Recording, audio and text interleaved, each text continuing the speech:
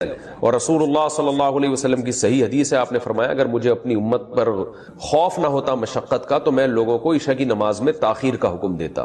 تو مشقت کا خوف تھا اس لیے آپ نے اس کو واجب نہیں قرار دیا، لیکن افضل بہرحال یہی ہے کہ عشاء کی نماز اگر 9 گھنٹے کی رات ہے اور 8:30 بجے ٹائم شروع ہو رہا ہے تو 11:30 بجے پڑھی جائے، یہ سب سے افضل وقت ہے. 1/3 رات کے بعد پھر تاخیر کرنا یہ غیر افضل ہے، ناپسندیدہ ہے آدھی رات تک. اب آدھی رات کب ہوگی؟ جیسے 8:30 بجے عشاء شروع ہو رہی ہے اور 9 گھنٹے کا ہے تو یہ 4.5 گھنٹے میں آدھی رات ہو جائے گی، یعنی 8:30 9:30 10:30 11:30 12:30 1 بجے تک بھی آپ عشاء کی نماز پڑھ سکتے ہیں، جائز ہے، ثواب کم ہوگا. 1 بجے کے بعد کراہت ہے، یعنی آدھی رات کے بعد عشاء میں تاخیر کرنا مکروہ ہے، ناپسندیدہ ہے. پھر جتنی تاخیر کریں گے اتنی ہی کراہت بڑھتی چلی جائے گی، مکروہ اس میں مکروہ والا عنصر بڑھتا چلا جائے گا. تو اس لیے حتی الامکان آدھی رات سے پہلے عشاء پڑھ لینی چاہیے، اور افضل ہے کہ 1/3 رات تک اس کو مؤخر کیا جائے. لیکن یہ خواتین کے لیے ہے یا ان لوگوں کے لیے ہے جو سفر میں ہو اور جماعت سے نماز نہ پڑھ رہے ہوں کسی وجہ سے. اگر آپ محلے میں رہتے ہیں، مسجد میں جماعت سے نماز سے پڑھنا چاہتے ہیں تو پھر جماعت کی نماز کو ترجیح دی جائے گی، اور جماعت کی نماز جلدی ہوتی ہے. ہمارے ہاں 9:15 بجے عشاء کی نماز ہو رہی ہے، حالانکہ اصل وقت تو 11:30 بجے ہے. لیکن وجہ کیا ہے کہ نبی صلی اللہ علیہ وسلم بھی 1/3 رات تک تاخیر اس لیے نہیں کرتے تھے کہ صحابہ پر شاق نہ گزرے. تو اگر مسجدوں میں اتنی دیر سے جماعت کی نمازیں ہونا شروع ہو جائیں گی تو اس بات کا امکان ہے کہ لوگ نماز چھوڑ دیں گے سستی میں. تو نماز کو بچانا اور جماعت سے پڑھنا یہ زیادہ امپورٹنٹ ہے. آپ انفرادی نماز پڑھیں 1/3 رات تک مؤخر کرنے سے، یعنی انفرادی طور پر 1/3 رات تک مؤخر کرنے سے افضل ہے کہ آپ جلدی پڑھ لیں مگر جماعت سے پڑھیں. تو جماعت چھوڑنا بہرحال مسجد کی جائز نہیں ہے. تو مسجدوں میں جس ٹائم پہ نماز ہو رہی ہو آپ نے وہی نماز پڑھنی ہے اسی ٹائم پہ، چاہے وہ جلدی ہو رہی ہو چاہے وہ دیر سے ہو رہی ہو، تاکہ جماعت کی فضیلت نہ چھوٹے آپ سے. جماعت سے نماز پڑھنا چونکہ واجب ہے، نہیں پڑھیں گے گناہگار ہوں گے. اور اگر انفرادی پڑھنی ہو کسی عذر سے تو پھر بہتر یہی ہے، جیسے خواتین تو انفرادی پڑھتی ہیں گھروں کے اندر، تو پھر بہتر یہی ہے کہ 11:30 بجے تک مؤخر کیا جائے.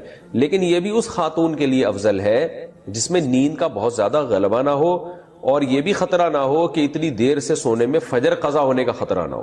تو اگر خطرہ ہے، آپ کو یہ ڈر ہے کہ نیند کا غلبہ ہو جائے گا، سستی ہو جائے گی، تو بھائی پھر بہتر یہی ہے کہ وقت داخل ہوتے ہی پڑھ لیا کریں.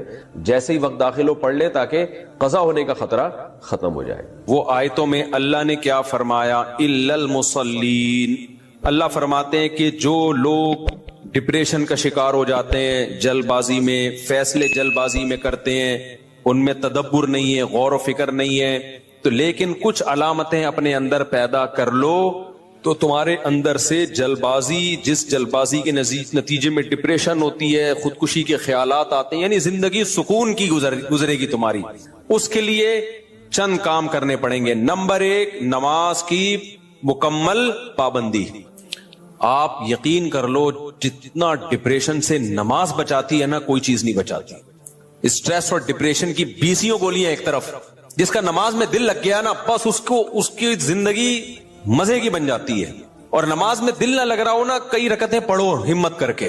اصول بنا لو، جس کام میں دل نہیں لگتا نا وہ کام کرنا شروع کر دو، دل لگے گا اور پھر ڈبل لگنا شروع ہو جاتا ہے. میں بہت سی مثالیں دیتا ہوں نا، دوڑا نہیں جاتا چلنا شروع کرو، چلا نہیں جاتا ہلکا ہلکا چلو، اپنے نفس پہ بوجھ ڈالو. دیکھو یہ ٹینشن سے بچنا ایسی چیز ہے، جو ٹینشن سے دور بھاگتا ہے نا ٹینشن اس کے پیچھے آتی ہے، اور جو ٹینشنیں پالتا ہے وہ ہمیشہ ٹینشن فری زندگی گزارتا ہے. وہ ٹینشن ہے جو جائز ٹینشن ہے، جو صحت کے لیے مفید ٹینشن ہے، ان کی بات کر رہا ہوں میں. تو جو لوگ آپ نے دیکھا ہوگا محنتی ہوتے ہیں، سارا دن کام کاج میں مشغول رہتے ہیں، وہ خوش ہوتے ہیں، ہے یا نہیں؟ گھروں میں جو 2 طرح کی خواتین ہوتی ہیں، ایک پھوڑ، نہ کام نہ کاج، کچن گندا پڑا ہوا ہے، واش روم پیمپر بچے کے اتارے یوں پھینک دیے. آپ دیکھنا ان خواتین کی طبیعت میں چڑچڑاپن بہت ہوتا ہے، جھنجھلانا. ذرا سے کوئی نصیحت کرو آگے سے جھنجھلا کے جواب لو. ہر وقت ایسا لگتا ہے وہ توے پہ بیٹھی ہوئی ہے، خود بھی ٹینشن اور دوسرے کو بھی ٹینشن. لیکن آپ نے دیکھا گھروں میں جو خواتین بہت محنتی ہوتی ہیں، بچوں کی کیئر، شوہر کی مرضی کا خیال، گھر کو صاف ستھرا رکھنا ہر وقت، وہ خوش ہوتی ہیں. مردوں میں بھی ایسا ہی ہے. جتنے لڑکے آپ کے پوستی ہیں گھر کے اندر پڑے ہوئے کچھ نہیں کر رہے، ایسا لگے گا جیسے وہ توے پہ بیٹھے ہوئے ہیں. باپ کوئی نصیحت کرتا ہے ایک دم کیا ہو جاتے ہیں، وہ ہائپر ہو جاتے ہیں. آپ لوگوں نے خود بھی نوٹ کی ہے نا یہ بات. وجہ کیا ہے کہ جو آدمی کام کاج کی ٹینشن نہیں لیتا نا تو اللہ اس کو اسٹریس میں ڈال دیتے ہیں. جو محنت کے کام نہیں کرتا اسٹریس میں ڈال دیتے ہیں اس کو, ہر وقت ٹینشن ہے, چڑچڑاپن پیدا ہوتا ہے. اور جو محنتی ہوتے ہیں صبح اٹھے ٹھک ٹھک ٹھک اپنے کام نمٹائے. میں اپنا بتا دوں, جس دن میں کوئی ٹاسک پوری کرتا ہوں کہ مجھے خیال ہوتا ہے آج میں نے یہ کام نمٹانا ہے, تو وہ نمٹا دیتا ہوں. خدا کی قسم ایسا سکون ملتا ہے نا کہ بیان نہیں کیا جا سکتا. وہ آپ بھی کر کے دیکھ لو, آپ ایک اسکیجول بناؤ کہ آج دن میں میں نے یہ سارے کام کرنے اور مغرب تک میں ان کاموں سے فارغ ہو جاؤں گا.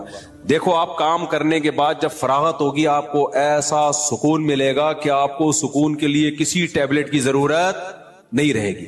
تو آج کل ڈپریشن اور اسٹریس کی جو بیماریاں پھیل رہی ہیں اس کی ایک بہت بڑی وجہ بیکاری. بس ہر آدمی چاہتا ہے میں لائف کو انجوائے کروں, یوں کر کے بیٹھا رہوں, انجوائے کروں, پھر ٹک ٹاک دیکھتا رہے گا اور گھماتا رہے گا, دیکھ یہ والا دیکھ لیا, یہ والا دیکھ لیا. ہوتے ہوتے لاشعوری طور پر وہ آپ کے دماغ کو اندر سے ڈیمیج کر رہا ہے, آپ کو پتا بھی نہیں ہوتا. اس میں سیاسی خبریں آ رہی ہیں, کوئی دوسرے کو گالی, وہ اس کو گالی, وہ فلانا ایسا, وہ ڈمکانا ایسا, کارٹون بنا بنا کے سیاسی لیڈروں کے مذاق.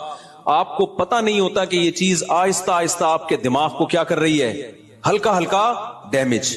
تو نماز انسان کے نا کا شیڈول بنا دیتی ہے. ہم نے جتنے بڑے لوگوں کو دیکھا ہے وہ کیا کر رہے ہوتے ہیں, وہ اپنے ٹائمنگ کیسے فکس کرتے ہیں. کافر کیسے کرتے ہیں, 8 بجے یہ کرنا ہے, 9 بجے یہ, 10 بجے یہ, شام 4 بجے یہ. نمازی کیا کرتا ہے, فجر کے بعد کی یہ روٹین, فجر سے پہلے کی یہ روٹین, ظہر کے بعد کی, بولو نا یار, یہ روٹین, عصر کے بعد کی یہ روٹین, عصر سے پہلے کی یہ روٹین, مغرب کے بعد کی. اور یہ جو نمازوں کے ٹائم ہے نا, کمال کی بات پتہ ہے کیا ہے, یہ نیچرل ہے, گھڑی نیچرل نہیں ہے. نہیں آئی بات. سورج جب نکلتا اور غروب ہوتا ہے نا تو فطری طور پر انسان کی باڈی کے اندر تبدیلیاں آ رہی ہوتی ہیں, فطری طور پر. تو اسلام چونکہ دین فطرت ہے نا, تو اس نے اوقات بھی کیسے رکھے ہیں, نیچر کے حساب سے رکھے ہیں. تو نمازوں کے حساب سے اپنے آپ کو فٹ کرو گے زیادہ سکون رہے گا, کیونکہ دن کی روشنی میں انسان کا مزاج الگ طریقے سے کام کر رہا ہوتا ہے, رات کے اندھیرے میں الگ طریقے سے ہوتا ہے. تو اللہ نے کیا فرمایا کہ الا المصلین الذین هم علی صلاتهم دائمون, یہ لوگ نمازوں میں پابندی کرتے ہیں. تو آج سے عزم کرو کسی قیمت پہ بھی نماز انشاءاللہ ضائع نہیں کریں گے. اور سب سے زیادہ سکون اللہ نے فجر کی نماز میں رکھا ہے. تھوڑی سی ٹینشن ہے بھائی, اٹھا لو, لیکن پڑھ کے جب سلام پھیرو گے نا آپ کو لگے گا یار آج تو ہٹو بچو ہو گیا. ہمارے ایک دوست تھے, نمازی تھے لیکن اڑاتے بھی بہت تھے نماز, ہے نا. اب وہ بہت پرانی بات ہے, 15-20 سال پرانی بات, بالکل ینگ تھے, تو نائٹ فال بھی ہو جاتا ہے جوان آدمی کو. ایک دن کیا ہوا, میں نے ان کو بولا بھائی آپ کو سفر میں, حضر میں, کہیں بھی ہونا, آپ نے غسل کر کے نماز پڑھنی ہے. وہ جاب کرتے تھے کسی کمپنی میں, انہوں نے کہا یار ادھر کہاں میں رات کو سوؤں اور نائٹ فال ہو جائے, کون غسل کرے گا, کیا ہے بھائی, بڑی ٹینشن ہے یار. میں نے کہا یہ عزم کر لو کچھ بھی ہو آپ نے غسل کر کے نماز بولو پڑھنا, کچھ بھی ہو جائے. پانی کا انتظام کیسے کرنا یہ آپ کا ہیڈک ہے, کرنا ہے. تو اللہ انہیں جزائے خیر دے, انہوں نے ہماری وصیت پر عمل کیا. ایک دن پھر انہوں نے بتایا کہ سردیاں تھیں, غسل فرض ہو گیا, صبح پریشان ہوں, کہاں سے پانی لے کر آیا, کہیں جنگل منگل میں ہو گیا, کوئی پروجیکٹ ہوتا ہے نا, پانی لایا اور پھر کس طریقے سے میں نے بڑی ٹینشن میں سردی میں غسل کیا. کہتے ہیں خدا کی قسم اس کے بعد جو نماز پڑھی ہے, ان کے الفاظ ہیں, اتنا لطف اور اتنا مزہ آیا کہ اب میں آگے کہہ رہا ہوں ہٹو بچوں ہو گیا. یہ ہٹو بچوں ان کے نہیں تھے, یہ میرے الفاظ. اتنا مزہ آیا. تو انسان ٹینشن اٹھا کے جو کام کرتا ہے, لطف اور مزہ بولو اسی میں ہے. چھٹی والے دن جب مزہ آتا ہے جب ورکنگ ڈیز کے بعد چھٹی آئے. روزانہ ہی اگر چھٹیاں ہوں تو مزہ آئے گا. ابے دیکھو سنڈے کو لوگوں کی چھٹی ہوتی ہے, ہم لوگ مدرسے میں تو جمعے کو ہوتی ہے. سنڈے کی چھٹی کا مزہ جب ہے جب منڈے کی چھٹی نہ ہو, اور ٹیوزڈے کی بھی نہ ہو, وینسڈے کی بھی نہ ہو, تھرسڈے کی بھی نہ ہو, فرائیڈے کی بھی نہ ہو, تب جا کے سنڈے کی چھٹی کا مزہ آتا ہے. لیکن اگر ہر دن سنڈے ہے تو پھر کوئی بھی دن سنڈے نہیں ہے. نہیں آئی نا, یہی تو مسئلہ ہے. تو کچھ کرنے کے بعد جب چھٹی ہوتی ہے تو مزہ ہوتا ہے. چھٹی چل رہی ہے, پاگل ہو جائے گا آدمی. ہمیں یاد ہے پورے سال میں نا مدرسے میں ہماری 2 مہینے کی چھٹیاں ہوتی تھی, اب بھی 2 مہینے کی ہوتی ہیں, لیکن طالب علمی کے دور میں تو بہت ٹف لائف تھی ہماری. پورا ہفتہ مدرسے میں رہنا پڑتا تھا ہمیں. ہم لوگ جمعرات کو عصر کی نماز کے بعد نکلتے تھے, چھٹی ہوتی تھی جمعرات کو. عصر کے بعد 1.5 سے 2 گھنٹے میں گھر پہنچے, رات ہو گئی, 1 ہفتے بعد پہنچے, اور اگلے دن عصر ہم نے مدرسے میں پڑھنی ہوتی تھی, تو چند گھنٹے کی چھٹی. یہ روٹین جب پورے سال ہوگی تو جب 2 مہینے کی چھٹیاں آنے والی ہوں گی تو خوشی سے کیا عالم ہوگا, کیا عالم ہوگا نا خوشی سے. تو ایسی خوشی ہوتی تھی یار ابھی 2 مہینے تک بالکل ہی ویلے ہونے والے ہم. اتنی خوشی ہوتی تھی کہ 1 مہینہ پہلے سے خوشی میں نیند اڑ جاتی تھی کہ چھٹی آنے والی ہے. لیکن اس روٹین کے بعد، لیکن اگر یہ روٹین کے بعد وہ 2 مہینے کی چھٹی نہ آتی بلکہ چھٹی کے بعد چھٹی آتی تو سوائے اسٹریس اور ڈپریشن کے کچھ بھی حاصل بولو نہیں ہوتا. یہ میں پوری تقریر آپ کو سمجھانے کے لیے کر رہا ہوں کہ اپنے آپ کو پریشانیوں میں یعنی ورک کی ٹینشن میں، کاموں کی ٹینشنوں میں ڈالو گے تو سکون ملے گا، اور اگر صرف سکون کی خاطر فارغ رہنا سیکھو گے تو سکون نہیں ملے گا آپ کو. سکون ہمیشہ کام کے لوگوں کو ملتا ہے، خوش رہتے ہیں، بھاگتے دوڑتے لوگ ہمیشہ خوش رہتے ہیں. اور جو پڑے ہوئے ادھر گٹر کے ڈھکن پہ بیٹھ گئے، گپے مارنا شروع کر دی جیسے کراچی کے لونڈے لپاڑے کرتے ہیں، یہی ہو رہا ہے. بیٹھے تو اٹھ ہی نہیں رہے، نہ نماز کے ٹائم پہ اٹھ کے جا رہے ہیں، کچھ بھی نہیں، بیٹھے آپ کیا کر رہے ہیں، پان سے ایک پیک نکال کے ادھر پھینکی، پھر اٹھ کے گھر گیا، وہاں تھوڑی سی ابا سے صلواتیں سنی، سو رہا ہے تو پھر ٹک ٹاک پہ لگ گیا، لگے پوری رات گزر گئی، پھر اپنی مرضی سے سو گیا، پھر اٹھ گیا، پھر جب سوتے سوتے تھک گیا تو اٹھ گیا، تھک گیا تو کیا ہو گیا، اڑ گیا. اب کیا کریں، وہی کریں جو کل کیا تھا، دوبارہ سے اسی ڈھکن پہ جا کے بیٹھو. ہو سکتا ہے 2-4 بیوقوف ابھی بھی وہیں بیٹھے ہوئے ہوں، پھر دوبارہ ڈھکن پہ جا کے. گٹر کے ڈھکن تو جو چوری ہونے سے بچ گئے ہیں نا، وہ یہی والے ڈھکن ہیں جن پہ لوگ آ کے بیٹھتے ہیں، باقی تو سارے چوری ہو گئے. اب حضرت مفتی تقی عثمانی صاحب کی عمر ماشاءاللہ کافی ہو گئی ہے، لیکن صحت عمر کے لحاظ سے بہت اچھی، حالانکہ اتنی بزی اور اتنی ٹف لائف گزاری ہے انہوں نے. 8 گھنٹے مطالعہ کا معمول رہا ہے ایک دور میں، لیکن ہم جب بھی حضرت سے ملتے ہیں حضرت خوش طبع ہیں. تو حضرت بہت خوش مزاج ہیں، حالانکہ اتنا مصروف آدمی تو دیکھنے میں لگتا ہے خوش مزاج ہو ہی نہیں سکتا. جتنے میں نے دیکھے نا مصروف، میرے شیخ حضرت مفتی رشید احمد صاحب بہت بزی رہتے تھے. حضرت تو اتنے بزی تھے، حضرت فرماتے تھے کہ اپنی زندگی کا شیڈول ایسا بنانا چاہیے کہ ایک بوتل میں پانی بھرا ہوا ہے، بوتل میں کیا ہے، پانی بھرا ہوا، اور ڈھکن لگا دیا آپ نے. اب اس میں ایک قطرہ پانی جب جائے گا جب پرانا ایک قطرہ نکلے گا. بات سمجھ میں آ رہی ہے؟ ایک قطرے کی بھی جگہ نہیں ہے، ایک قطرہ جب اس میں جائے گا جب ایک قطرہ پہلے سے اس میں نکالا جائے گا. تو فرمایا اگر یہ قطرہ زیادہ قیمتی ہے تو پرانے قطرے کو نکالو، اس قطرے کو ڈالو. یہ قطرہ پرانے قطرے سے زیادہ قیمتی نہیں ہے تو اسی کو رہنے دو، لیکن ہوگا ریپلیس ہی ہوگا، نیا آئے گا پرانا نکلے گا. تو فرماتے تھے کہ اپنے زندگی، اپنے جو 24 گھنٹے کے اوقات کو اس طرح سے بوتل میں پانی کی طرح بھر دو کہ اب آپ کوئی اگر کام کرنا چاہتے ہو تو پرانا کوئی کام ڈسٹرب ہوگا تو پھر نیا کام ہوگا.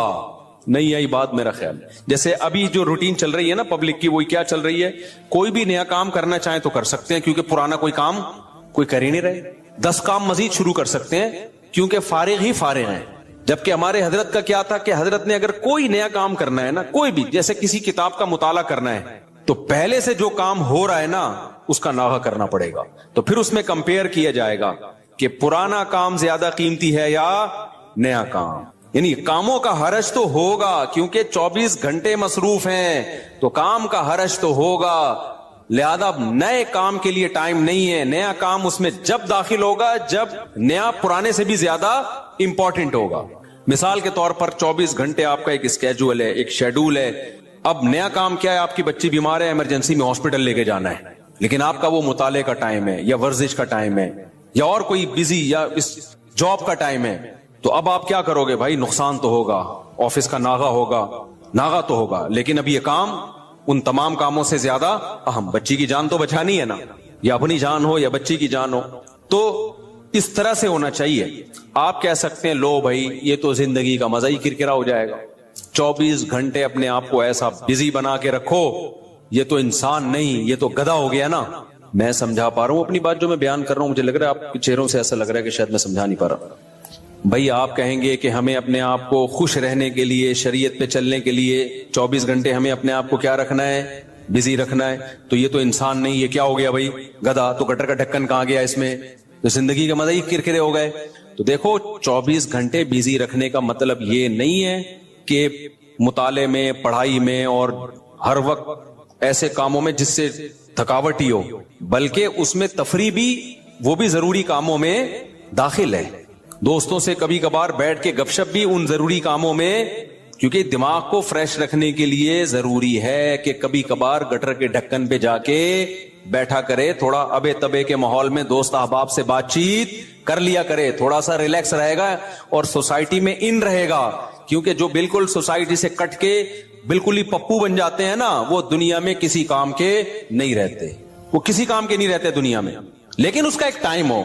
मैं अपने दोस्तों में ऐसे लोगों को जानता हूं, हमारे साथ गपशप थी उनकी गपशप भी टाइम से होती थी। उस वक्त वो हम आज वो बहुत बड़े ओहदों पे पहुंचे हुए हैं। भी चंद दिन पहले एक का फोन भी आया, क्या आप वही तारिक मसूद हो जो हमारे साथ खेला करते थे, गपशप थी? मैंने कहा हाँ। मैंने कहा आजकल क्या वो बहुत बड़ा ऑफिसर बन चुका है, वो नाम नहीं बताऊंगा मैं, बहुत बड़ी फिल्म बन गया भाई वो। लेकिन उसकी रूटीन क्या थी मुझे याद है। उसकी रूटीन ये थी कि बैठे हैं ना दोस्त, अब आप थड़े पर हो, हा ही चल रहा है। टाइम देखा यार 1 घंटा हो गया, बस ये आधा घंटा हो गया, कहते मेरा स्टडी टाइम शुरू हो गया। इतने नेक बच्चे कराची में पाए नहीं जाते, लेकिन वो था। ये बात कर रहा हूं जब हम 16-17 साल के थे, उस वक्त गप्पे मार रहे हैं। ऐसे भी नहीं है कि गपशप ही ना हो दोस्तों के साथ, ये भी नहीं है। और ये भी नहीं है कि बैठे हैं तो बैठे ही हैं, ना ना ना ना। उसने टाइम एक बनाया हुआ था, घर का माहौल ऐसा था ना। तो अब आके बैठे, अभी गपशप शुरू कर दिया, और भाई हाँ हु ही बातें, क्रिकेट विकेट हम साथ खेला करते थे, क्रिकेट की बातें चल रही हैं, गपशप हो रही है। यार मेरा स्टडी टाइम शुरू हो रहा है, मैं जा रहा हूं। हम कहते थे यार अजीब इंसान है भाई, इतना नेक आदमी। तो ये है कि ये नहीं कि आपने दोस्तों की महफिलें बिल्कुल छोड़ दी, गपशप बिल्कुल छोड़ दी, खेल कूद बिल्कुल छोड़ दिया, लेकिन उसको भी अपने शेड्यूल का हिस्सा बनाना है। उसको भी जितना टाइम बनता है उतना देना है। अब हो ये रहा है कि कोई प्लानिंग नहीं है, कोई रूटीन नहीं है, तो हम अपनी जिंदगी अपनी मर्जी से नहीं चला रहे, हमें कोई और चला रहा है। और पता है कौन है? उसको प्यार से शैतान कहा जाता है। हमें कौन चला रहा है? शैतान बताता है अब उड़ जा, क्योंकि सो के अब तू थक गया है। तो हम कहते हैं चलो भाई अब उड़ जाते हैं। शैतान बताता है कि दोबारा सो जा। इतवार को लोग क्या करते हैं छुट्टी वाले दिन? 12 बजे सो के उठेंगे, उसके बाद हलवा पूरी, वो नहीं रश होता, इतना भारी भरकम नाश्ता करेंगे कि आधे घंटे बाद दोबारा से गुनूदगी शुरू। लिहाजा दोबारा शैतान क्या कहता है? अब दोबारा क्या बनता है? सोना बनता है। दोबारा सो गए तो सारा दिन सोए, सारी रात सोए। तो मेरे भाई खुश रहना चाहते हो ना, तो अपनी रूटीन बनाओ और रूटीन को अपने ताबे रखो। तो अब मैं आपको चंद एक मिसालें देता हूं डॉक्टरों की, जिससे आपको पता चलेगा कि भाई हम किस चीज से दिल लगा रहे हैं, कितने बड़े बेवकूफ हैं हम लोग, कॉन्सेप्ट ही क्लियर नहीं है हमारे। तो डॉक्टरों की मिसालें इसलिए दे रहा हूं कि कुरान और सुन्नत की मिसालें तो सुनते रहते हैं ना, उन पे तो यकीन नहीं आता, इसमें डॉक्टरों की मिसालें दे रहा हूं। तो हार्ट स्पेशलिस्ट डॉक्टर, एक नहीं कई डॉक्टरों से पूछा है, कहते हैं भाई बगैर किसी वजह के भी हार्ट अटैक हो सकता है। बैठे बैठे टैं, कोई वजह नहीं है, एक्सरसाइज भी कर रहे हो, जिम भी जा रहे हो, सारी सेहतमंद खुराकें, फिर भी मर सकता है यार। लेकिन चांस कम होता है, मगर होता है, खत्म नहीं होता चांस। दूसरा बड़ी बीमारी क्या है? शुगर है कि नहीं है? शुगर से भी लोग मरते हैं, गुर्दे बैठ जाते हैं, बिनाई चली जाती है, दिमाग खराब हो जाता है, पता नहीं क्या क्या होता है। शुगर तो हर जगह जाके अटैक करती है। गुर्दे गए तो डायलिसिस पे आ गए, डॉक्टर खुद बता देते हैं इतने दिन तक आपकी जिंदगी है। अब शुगर के लिए कितने सारे शुगर स्पेशलिस्ट जो है ना बड़े बड़े, उनसे मैंने राब्ते किए। मैंने कहा भाई शुगर से कैसे बचा जा सकता है? उन्होंने कहा वेट नहीं बढ़ने दो, ये करो, वही जो सेहतमंद खुराकें और बादाम पिस्ते और अखरोट और ऑर्गेनिक चीजें, सारे डॉक्टर यही बताते हैं, भागो दौड़ो एक्सरसाइज करो। डॉक्टर साहब क्या ये सारे काम करने के बाद गारंटी है शुगर नहीं होगी? शुगर के स्पेशलिस्ट बोलेगा गारंटी मेरे भाई, बोलो ना नहीं है। अबे फिर क्या? वो वाक्य बताता, लेकिन अभी नहीं बताऊंगा वो वाक्य। फिर भी गारंटी नहीं है, तो वजह क्या है भाई? नहीं भाई कुछ पता नहीं होता किसी भी चीज, मोरोसी होती है, आपके बाप दादा नाना परदादा में किसी को हुई होगी, आपको हो गई। गारंटी डॉक्टर किसी चीज की नहीं लेता। गारंटी फ्रिज की ली जा सकती है, गाड़ी की ली जा सकती है, बहुत सारी चीजों की। इंसान की जो बॉडी है उसकी गारंटी है ही नहीं। इम्कान होता है कि ये जल्दी नहीं मरेगा, ये जल्दी मर जाएगा, इम्कान की हद तक, इससे ज्यादा कुछ भी नहीं है।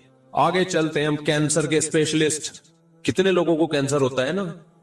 कैंसर के स्पेशलिस्ट से मेरी कई दफा मुलाकात हुई, और वो स्पेशलिस्ट भी मामूली स्पेशलिस्ट नहीं है, जो कैंसर के स्पेशलिस्ट को पढ़ाते हैं, यानी स्पेशलाइजेशन करवाते हैं कैंसर में। और यूरोप के एक दफा मुलाकात के लिए आए, मैंने कहा डॉक्टर साहब आप जो मुझसे पूछने के लिए आए हो बाद में पूछना, पहले मैं आपसे कुछ चीजें पूछना चाहता हूं। कैंसर से बचने के लिए क्या करना चाहिए? ये मैं सेहत पे आपको रिपोर्टें पेश नहीं कर रहा। आप कहें मुफ्ती साहब क्या शुगर कैंसर, और ये तो डॉक्टरों का काम है भाई, ये डॉक्टरों से पूछो। मैं तो आपको मेडिकल साइंस की रिपोर्टों से इबरत दिला रहा हूं कि अल्लाह रसूल की बातों से इबरत नहीं होती, डॉक्टरों से ही पूछ लो, इबरत हो जाएगी। ये दुनिया दिल लगाने की जगह बोलो नहीं है, ये 4 शादियों की जगह है बस, ताकि दिल लगे ही नहीं यहाँ पे। یہ 4 شادیوں سے بھی مسافر خانے کا احساس پیدا ہوتا ہے. پتہ ہے آپ لوگ سمجھتے ہیں 4 شادیاں یہ دنیا کی محبت کی علامت ہے. حقیقت ہے دنیا کے مسافر خانہ سمجھنے کی علامت ہے. 4 شادیوں والے کا کوئی گھر ہوتا ہی نہیں ہے. ایک دن یہاں تو دوسرے دن وہاں, پھر تیسرے دن وہاں, چوتھے دن وہاں. ایک صاحب نے مجھ سے کہا نا, میں نے وہ بڑا لطیفہ ہٹ ہوا تھا. میری 2 گھر والے تھے, تو میں ایک گلشن اقبال میں, ایک ہاکسپیر روڈ کی طرف, کتنا فاصلہ تھا نا. تو ایک اسٹیٹ ایجنٹ تھے میرے دوست, میں ایک دن یہاں تو دوسرے دن بس میں بیٹھ کے جاتا تھا. میں ہاکسپیر کتنا دور, 1.5 گھنٹہ لگتا تھا. انہوں نے کہا مجھے آپ پہ بہت ترس آتا ہے. ایک دن یہاں, اگلے دن وہ ادھر. کہتے نا دھوبی کا کتا نہ گھر کا نہ گھاٹ کا, کوئی ٹھکانا ہی نہیں ہے. میں نے کہا ترس مجھے آپ پہ آتا ہے. ایک دن وہاں, دوسرے دن بھی وہاں, تیسرے دن بھی وہاں. 10 سال ہو گئے وہاں, 15 سال ہو گئے وہاں. ہم نے کہا ہم تو ایک دن یہاں تو دوسرے دن کہاں ہے وہاں. پھر میں نے ان کو بتایا کہ دنیا مسافر خانہ ہے, اس میں مسلمان کا کوئی ٹھکانہ نہیں. یہ گھر ور کی محبتیں, چارپائیوں سے, پلنگوں سے, دیواروں سے, یہ ان لوگوں کا کام ہے بھائی جو دنیا سے محبت کرتے ہیں. ہمارا تو کوئی پلنگ ہی نہیں ہے, کوئی پتہ نہیں ہوتا آج کہاں سونا ہے. ہمیں رپورٹ آ جاتی ہے آج فلاں جگہ کی باری ہے, چل بھائی. مسلمان کا کوئی گھر در و دیوار, اینٹیں بولو نہیں ہوتی. اینٹوں سے محبت, پلنگوں سے محبت, بستروں سے محبت, یہ ان لوگوں کا کام نہیں ہے جو دنیا کو مسافر خانہ سمجھتے. آپ کو پتا ہے 2 پیغمبروں نے اپنی قوم کو یہ نصیحت کی تھی. صالح علیہ السلام نے بھی, ہود علیہ السلام نے بھی. ہود علیہ السلام نے کیا فرمایا, وَتَتَّخِذُونَ مَصَانِعَ لَعَلَّكُمْ تَخْلُدُونَ, تم ایسے گھر بناتے ہو جیسے تم نے ہمیشہ رہنا ہے اس میں. حالانکہ اپنے پیسوں سے گھر بنا رہے تھے, کوئی رشوت کے پیسوں سے نہیں بنا رہے تھے. سوال پیدا ہوتا ہے بھائی جب اپنے پیسوں سے, حلال کے پیسوں سے گھر بنا رہے ہیں تو پیغمبر کو اس پہ اعتراض کیوں ہے, کیا گھر نہ بنائے. اب پھر یہاں سے میرا آپ کا اختلاف کیا ہو گیا شروع. اختلافی مسائل چھیڑ دیتے ہیں مفتی صاحب. جب میں نے, میرا یہ کلپ چلتا ہے نا ذاتی گھر کوئی اتنی بڑی کوئی ضرورت نہیں ہے, تو لوگ پھر بہت اعتراض کرتے ہیں. میں نے گھر بنانے سے منع نہیں کیا بھائی, بار بار کہتا ہوں اگر بہت آمدن ہے تو بناؤ, زیادہ آمدن نہیں ہے تو مت بناؤ. کھانے پینے پہ زور لگاؤ پھر زیادہ. بہت اللہ نے دے دیا پیسہ تو ٹھیک ہے بنا لو, اور وہ بھی اتنا بڑا, اتنا بنگلہ, اتنا خوبصورت, یہ بے وقوفوں کے کام ہے. تو میں آپ کو گنہگار نہیں سمجھتا زیادہ مضبوط گھر بنانے پر, بے وقوف اور احمق سمجھتا ہوں. یعنی ٹانگیں قبر میں لٹکی بھی ہیں, پتہ ہے 10-20 سال کے بعد مر جانا ہے, اور اربوں روپے پھونک دیے بنگلہ بنانے پر, تو بے وقوف نہیں تو اور کسے بے وقوف کہتے ہیں میرے بھائی. شوگر کا اسپیشلسٹ کہہ رہا ہے کوئی شوگر کی گارنٹی نہیں ہے, کینسر کا اسپیشلسٹ کہہ رہا ہے کینسر کی گارنٹی نہیں, ہارٹ ڈیزیز کے کبھی بھی مر سکتا ہے. پھر اربوں روپے پھونک دیے کس میں, سریے اور دیواروں میں. اٹ از کالڈ حماقت. اس کو کیا بولتے ہیں, کسی بھی عقل مند سے پوچھو گے بولے گا بھائی یہ بے وقوفی ہی ہے. تو ہود علیہ السلام نے قوم سے کیا فرمایا, تتخذون مصانع لعلکم تخلدون, اپنے پیسوں سے, حلال کے پیسوں سے بنا رہے ہو, گھر بنا رہے ہو, گھر بنانے پہ ہمیں اعتراض نہیں ہے. اتنے مضبوط بناتے ہو جیسے تم نے ہمیشہ رہنا ہے یہاں پہ. حالانکہ اس قوم کی عمریں ہماری عمروں سے بہت زیادہ تھیں. ان کی ہڈیوں میں کیلشیم ہماری ہڈیوں میں کیلشیم سے زیادہ تھا. ان کی ہڈیوں میں سریا, بحریہ ٹاؤن میں بننے والے بنگلے کی بنیادوں میں سریے سے زیادہ تھا. اس کے باوجود پیغمبر ان سے کہہ رہے ہیں تم ایسے گھر بناتے ہو جیسے تم نے یہاں سے نکلنا ہے ہی نہیں. مسافر خانہ ہے بھائی, اتنا لفٹ کراؤ اس دنیا کو جتنا یہاں رہنا ہے. صالح علیہ السلام نے بھی قوم سے یہی کہا. صالح علیہ السلام نے کیا فرمایا, وَتَنْحِتُونَ مِنَ الْجِبَالِ بُيُوتًا فَارِهِينَ, چٹانوں کو تراشتے ہو اور اندر بنگلے کھڑے کر دیتے ہو. کتنی محنت لگتی ہے چٹانوں کو تراش کے بنگلہ بنانے میں بھائی, عمریں بیت جاتی ہوں گی تو, اور صدیوں تک وہ گھر ابھی بھی نشانات ہیں. میں ترکی گیا ہوں نا, ترکی کے بارڈر پہ, وہاں آپ دیکھیں گے غاروں کے اندر پورے محل بنے ہوئے ہیں. اگر ان کو پتا ہوتا نا کہ یہ ولاگنگ کے کام آئیں گے ہمارے محل ہمارے مرنے کے بعد, تو شاید وہ اتنی محنت نہ کرتے. وہ کہتے ہیں ہم تو اپنے لیے بنا رہے ہیں. 50 سال لگ جاتے ہوں گے اس محل کو تیار کرنے میں. زندگی میں کتنے سال رہ جاتے, 20-30 سال رہ جاتے تھے. کہتے ہیں بچوں کے لیے بنا رہے ہیں, تو بچوں کے لیے آپ پراپرٹی لے کے ڈال دو. اگر اللہ نے بہت پیسہ دیا یا گھر لے کے ڈال دو, لیکن یہ ذہن میں رکھو کہ جب یہ بڑے ہوں گے نا, یہ یہاں رہیں گے نہیں. اگر بچے ماں باپ کے گھر میں رہتے نا, تو ہم سب آدم علیہ السلام اور اما ہوا کے گھر میں رہ رہے ہوتے بھی. کیا خیال ہے بھائی؟ نہیں یاری بات, میرا خیال اوپر سے گزرنا شروع ہو گئی. آدم علیہ السلام نے بھی سوچا ہوگا گھر بناؤ اپنے بچوں کے لیے, سارے یہاں پر ہوتے نا بچے جیسے جیسے بڑے ہوئے مارکیٹ سے شارٹ ہوتے گئے. میرے والد صاحب نے گھر بنایا ہمارے لیے, ہم تو نہیں رہ رہے بھائی اس میں. کون رہتا ہے بھائی؟ سب کی جاب ہوتی ہے, کوئی کہاں چلا جاتا ہے, کوئی کدھر چلا جاتا ہے. تو اتنی ٹینشن نہ لو, بچہ کے لیے اللہ نے وسائل دیے تو چھوڑ کے جاؤ, لیکن یہ ذہن میں رکھو بچہ 2 ہاتھ اور 2 پاؤں لے کے آتا ہے. اللہ نے کچھ اس کو بھی کہا ہے کہ تو بھی کچھ ہاتھ پاؤں مارے گا، لہذا بچوں کی زیادہ ٹینشن لے کے وقت سے پہلے قبر میں مت جاؤ، توکل کرو، اللہ پہ اعتماد کرو. یہ 2 ہاتھ اور 2 عدد پاؤں لے کے آیا ہے، بغیر ہاتھ پاؤں کے نہیں آ گیا. یہ 2 ہاتھ اور 2 پاؤں اللہ نے پیٹ ایک دیا ہے، اور 2 ہاتھ میں 10 پیٹوں کو بھرنے کی صلاحیت دی ہے. سمجھتے ہو؟ یہ کما زیادہ سکتا ہے، جتنا کھائے گا اس سے 10 آدمیوں کا زیادہ کمائے گا. یہ تو بچوں میں اسکلز پیدا کرنے کی کوشش کرو، زیادہ پیسہ انویسٹ کرنے کی کوشش نہ کرو. اور میں نے دیکھا ہے جن لوگوں نے بچوں کے لیے بڑی بڑی جائیدادیں چھوڑ کر گئے ہیں، بچوں میں کوئی اسکلز تو تھی نہیں، کمانے کا کوئی طریقہ تو آتا نہیں تھا، وہ سارے کروڑ روپے بچے برباد کر کے پھر زیرو کے بیٹھ جاتے ہیں. اس لیے بچوں میں کوئی قابلیت پیدا کرو، اس کو زیادہ فوکس کرو.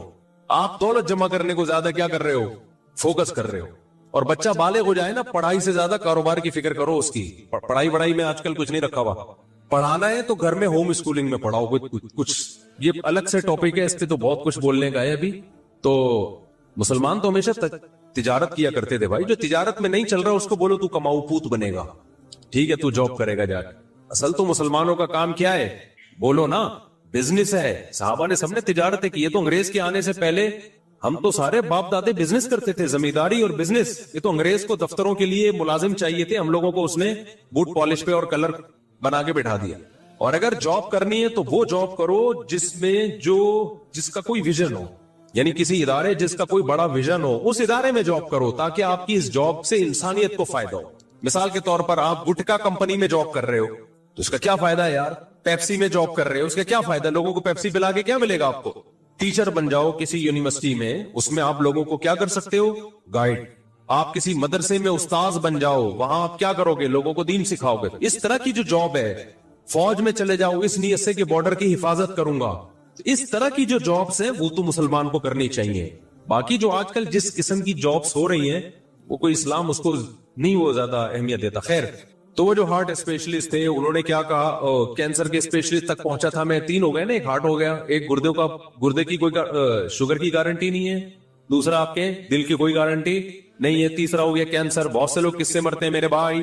بولتے کیوں نہیں؟ کینسر سے. تو کینسر کے بہت بڑے اسپیشلسٹ میں نے ان سے پوچھا، ڈاکٹر صاحب ذرا بتائیں آج کل کینسر بہت زیادہ پھیل رہا ہے، اس سے کون سے اسباب ایسے ہیں جن کو ہم اختیار کریں گے تو کینسر سے بچیں گے؟ انہوں نے بتایا بھائی سب سے زیادہ جو چیز کینسر کا ذریعہ بنتی ہے موٹاپا. کیا چیز بنتی ہے؟ بولو نا. آپ جتنا کھا رہے ہیں آپ کی انرجی اتنی یوٹیلائز نہیں ہو رہی، استعمال نہیں ہو رہی. ان پٹ زیادہ ہے، آؤٹ پٹ کیا ہے؟ کم ہے. ان پٹ 3 پراٹھے ہیں، آؤٹ پٹ کیا ہے؟ دفتر میں بیٹھ کے کی بورڈ سے لو لیٹر لکھ رہے ہیں، اس کے علاوہ یا فیس بک پہ کمنٹس کر رہے ہیں، اور کچھ بھی نہیں ہے. تو 2 انگلیاں چلانے کے لیے 2-3 پراٹھوں کی بالکل بھی ضرورت بولو نہیں ہے. سب یہی کر رہے ہیں. ہو سکتا ہے میں کوئی ایسا نہیں ہو کہ میں کوئی، آپ سمجھ رہے ہیں کہ مجھ سے پتہ نہیں شاید 2 نوالے صبح کھجور کے چکھ لیتے ہوں گے. ہم سب اس بیماری میں مبتلا ہے. ہماری محنت کم ہے اور خوراکیں کیا ہے؟ بہت زیادہ. تو میں نے کہا ڈاکٹر صاحب پھر کیا کرنا چاہیے؟ انہوں نے کہا وزن نہیں بڑھنے دو میرے بھائی، خاص طور پہ 40 سال کے بعد کسی قیمت پہ وزن بولو نہیں بڑھنے دو. میٹھا کیا کرو میرے بھائی؟ 40 سال کے بعد خاص طور پہ جو چینی ہے اس کو کیا کر دو؟ چھوڑ دو. اچھا میں نے کہا بھائی سگریٹ، اور ہاں میں نے کہا اور کیا؟ انہوں نے کہا گٹکے سے منہ کا کینسر، گلے کا کینسر، تمباکو سے. میں نے تو اپنی خود زندگی میں اتنے کینسر کے گٹکے والے دیکھ لیے. اور کیا ہوتا ہے بھائی؟ اور انہوں نے کہا کہ یہ ہوتا ہے کہ جی آپ سگریٹ پیتے ہیں تو اس سے کیا ہوتا ہے؟ بولو نا، بتا دو اپنی زبان. کینسر کا امکان بہت زیادہ بڑھ جاتا ہے. میں نے کہا اچھا سگریٹ بھی ایک بندہ نہیں پی رہا، گٹکا بھی نہیں کھا رہا، پان بھی نہیں کھا رہا، وزن بھی اس کا کیا ہے؟ فٹ فاٹ، جاگنگ کرتا ہے، جم جاتا ہے، خوراکوں پہ کنٹرول ہے. ڈاکٹر صاحب گارنٹی لیتے ہو کینسر نہیں ہوگا؟ آپ کو سن کے رونا آئے گا. اتنا کچھ کرنے کے بعد نا وہ کہتے ہیں گارنٹی پھر بھی سب کچھ